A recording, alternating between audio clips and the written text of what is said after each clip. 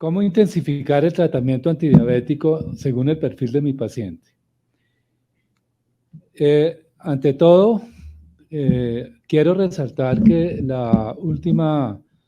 el último congreso realizado en Estocolmo de diabetes eh, da dos lineamientos importantes en el manejo de los pacientes, que son, por una parte, la prevención de las complicaciones, tanto agudas como crónicas, y también mejorar la calidad de vida de las personas con diabetes. Esos es, en esencia, los dos ítems más importantes que tenemos que tener en cuenta para el manejo de nuestros pacientes. Y para prevención de las complicaciones,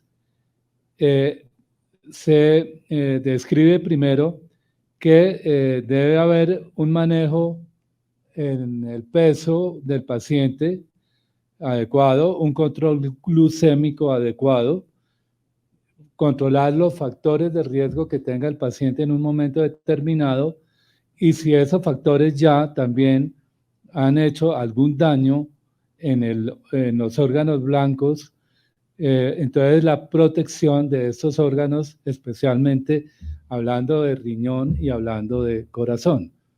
Entonces, ese es el enfoque que se da actualmente, y hay que tener en cuenta que el control glicémico es muy importante en el paciente con diabetes para prevenir las complicaciones microvasculares, cuyos beneficios se ven más rápidamente comparativamente con las complicaciones macrovasculares, que para poder prevenirlas se requiere mucho más tiempo, y ambos se requiere tener niveles de hemoglobina glicosilada por debajo de 7. Eso ya está inspirado en los trabajos del DCCT y el EDIC, tanto micro como macrovascular, y en el estudio de EDUCA-PDS, que también demostró prevención en diabetes tipo 2 microvascular y a largo plazo macrovascular. Entonces, no solamente vamos a requerir el manejo de diabetes desde un punto de vista, sino de muchos puntos de vista. Entonces, el conjunto de ellos vamos a tener que darle importancia a la terapia nutricional, a la actividad física, a evitar el tabaquismo y a evitar el uso de sustancias psicoactivas y alcohol. Estos tres últimos ítems, un paciente diabético que tenga algún problema de estos, es tremendamente difícil poder ayudarle, y de todas maneras, de cualquier modo, tenemos que darle un apoyo psicológico a estos pacientes. La Asociación Americana de Diabetes y la Asociación Europea para el Estudio de Diabetes recomienda que el objetivo fundamental tiene que estar centrado en el paciente, ¿no? De tal manera que ahí pongo en este slide el paciente como el foco al cual deben llegar todos los esfuerzos que podamos hacer para poder ayudarlo, y tenemos que fijarle metas de control en diabetes tipo 2 y en diabetes tipo 1. Esto lo puse en tipo 2, pero también es válido para tipo 1, para muchos pacientes de tipo 1, que deben tener un control adecuado con hemoglobina glicosilada de 6,5, en las mujeres embarazadas, por ejemplo. En diabéticos tipo 1 y tipo 2, la mayoría de los pacientes necesitan tener hemoglobina glicosilada entre 6, 5 y 7. Entre 7 y 8, pacientes con diabetes tipo 2 que tengan comorbilidades, por ejemplo, insuficiencia cardíaca congestiva, falla cardíaca, que sean muy lábiles en el manejo, la hipoglicemia, que sea muy frecuente y predecible, y la baja expectativa de vida que tenga el paciente. Y más de 8, muy ocasionalmente nos toca manejarlos con más de 8, porque el riesgo de hipoglicemia es muy alto, y hay que evitarlo ante todo porque ese es el peor enemigo del control del diabético. Entonces tenemos aquí todos estos, esta gráfica que es del doctor Isuchi en los Estados Unidos, que recomienda qué tanto debe ser intensivo el tratamiento y dónde debe ser menos intensivo para evitar problemas o efectos secundarios de la terapia. Yo los invito a revisarlo, eso está publicado en Diabetes Care. Y ahora con los glucómetros de monitoreo continuo de glucosa también podemos establecer estas mismas metas, pero ya con esta gráfica de resultados a largo plazo que son supremamente importantes. Eso es lo normal. Ojalá todos nuestros pacientes llegaran a tener estas cifras de control de glicemia. Menos del 1%, 1% por debajo de 54 miligramos y ojalá por encima de 250, menos del 5%. Es decir, casi que dentro de la normalidad. Bueno, y ahora les quiero mostrar esta diapositiva que salió publicada en septiembre de este año en la revista de la Asociación Americana de Diabetes, Diabetes Care, en la cual nos dan 4 elementos importantes para el control de la diabetes, como son la medicación glicémica, el control de la glicemia, el control del peso, también la prevención de los o el tratamiento de los factores de riesgo y finalmente ya el tratamiento en pacientes que tengan problemas de ese tipo, de cardiorrenal. Esto ya se recomienda entonces como un tratamiento global, no independientemente ninguno de los dos, o de los 4, perdón. Entonces, eso lo digo porque a veces somos cardiocéntricos o a veces somos glucocéntricos y debemos darle un manejo holístico a este problema. Y aquí me atreví a traerle la definición de qué es holístico, porque pues yo no lo tenía muy claro y muchos no lo tenemos, creo que también les pasa lo mismo. De acuerdo con el diccionario de la Real Academia Española de la Lengua, holístico pertenece o se refiere a holismo, una doctrina que promueve la concepción de cada realidad como un todo distinto de la suma de las partes que lo componen, ¿no? Entonces al diabético lo debemos mirar de esa manera. Bueno, entonces, siguiendo esa línea, lo primero que vamos a ver es el control glucémico y tenemos medicamentos muy buenos para controlar la glicemia, unos que tienen más efectos secundarios que otros, es decir, más posibilidad de tener hipoglicemia. Entonces hablaremos primero de una que fue la metformina que Laura la comentó anteriormente.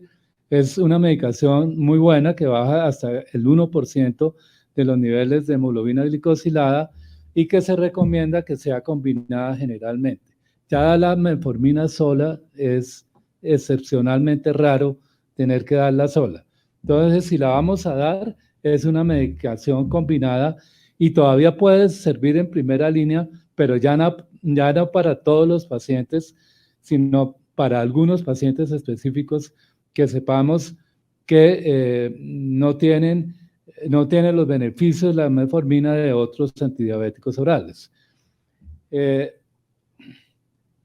muy segura en cuanto a la hipoglicemia y los efectos secundarios son la diarrea, es bastante frecuente, pero el miedo a la acidosis láctica hay que quitarse de la cabeza de eso. Realmente se reporta 1 de cada 50,000 personas que hacen acidosis láctica con esta aproximación. Y esa metformina la podemos poner con la antigua, la podemos mezclar con lo nuevo. Y lo nuevo son los inhibidores de SGLT2 y del GLP-1. Y ustedes saben que la principal causa de muerte de los pacientes diabéticos es la enfermedad cardiovascular.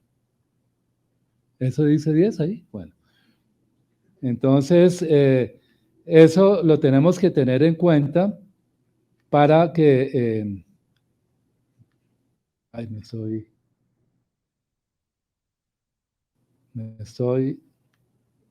¿Cómo hacemos? ¿Para aquí abajo? Sí. Bueno, entonces esos medicamentos, los, los agonistas del GLP-1 y los inhibidores de SGLT2 se fabricaron con el fin de un enfoque glucocéntrico, es decir, que bajara los niveles de glicemia, pero posteriormente se dieron cuenta que tenía muchos más beneficios obtenidos independientes de los valores de glucosa que tenían. Y esos beneficios ya se consideran como medicamentos órganoprotectores por razones que en la actualidad se consideran como unos medicamentos que llenan los requisitos de un tratamiento holístico, ¿no? Y por eso han entrado o son recomendados actualmente. Bueno, está fallando este. Ya. Entonces aquí vemos que el paciente, otra aproximación es la obtención de un buen control del peso. Y uno debe individualizar la meta que quiera para ayudar a este tipo de pacientes. Se hace una recomendación de modificación de estilo de vida dirigido a una vida saludable con recomendaciones nutricionales, patrones de alimentación y actividad física adecuados. Y estructurar e implementar unos programas de cuidado alimentario en un centro de cuidado clínico de obesidad. Cuando no podemos solamente con esto obtener metas y un control adecuado de estos pacientes, que es en la mayoría de los casos, tenemos que recurrir a medicamentos o tenemos que considerar la cirugía.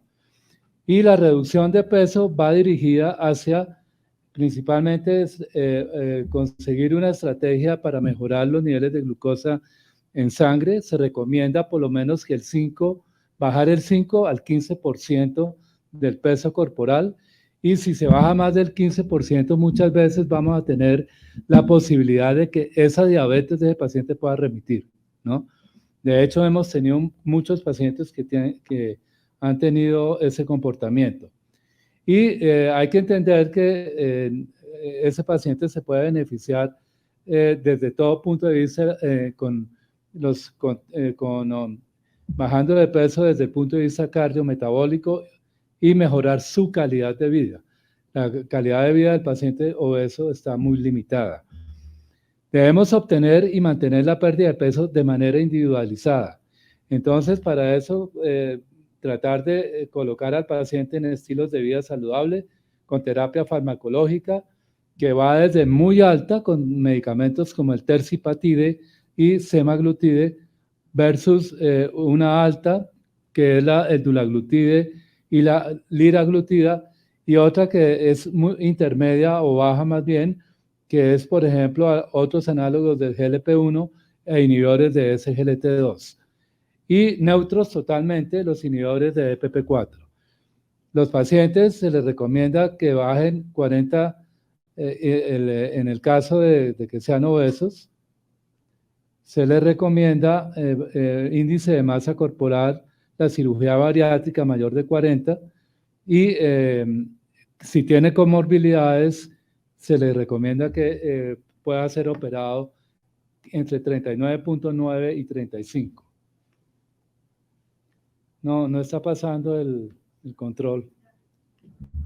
¿Ya? Bueno.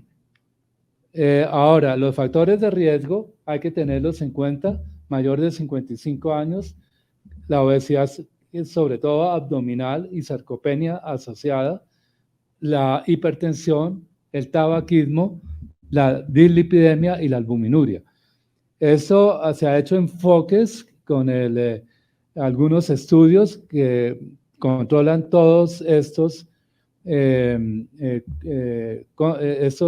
tipos de alteración y han sido muy benéficos para los pacientes. También podemos utilizar inhibidores de GLP-1 o inhibidores de SGLT2 en estas personas. No, esto...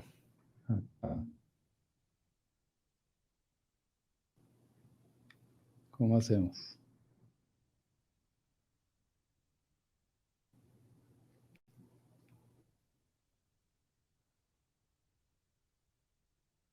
Bueno, los individuos con alto riesgo de enfermedad aterosclerótica, con enfermedad cardiovascular, con enfermedad renal crónica o con falla cardíaca, se pueden ver,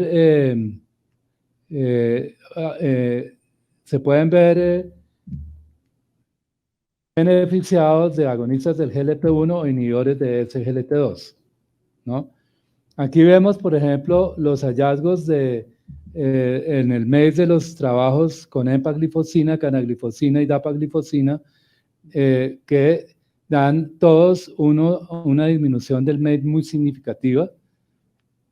Y este es un metaanálisis publicado en el mes de septiembre, en el cual se encuentran para falla cardíaca los estudios de Liver y el Emperor P de fracción de eyección preservada y los estudios de DAPA y Emperor con fracción de eyección reducida y el Soloist de falla cardíaca. Entonces, esto también son evidencias absolutas de los beneficios que tienen los pacientes con falla cardíaca o con disminución del MACE. Y ahora vemos con falla renal también que van a ser muy útiles con en insuficiencia renal crónica, con una una depuración de creatinina de menos de 20 y una producción o eliminación de proteinuria de más de 30 gramos de creatinina. Entonces, esos pacientes es importante utilizar inhibidor de SGLT2 o, en el caso que esté contraindicado, darle una aproximación con GLP-1.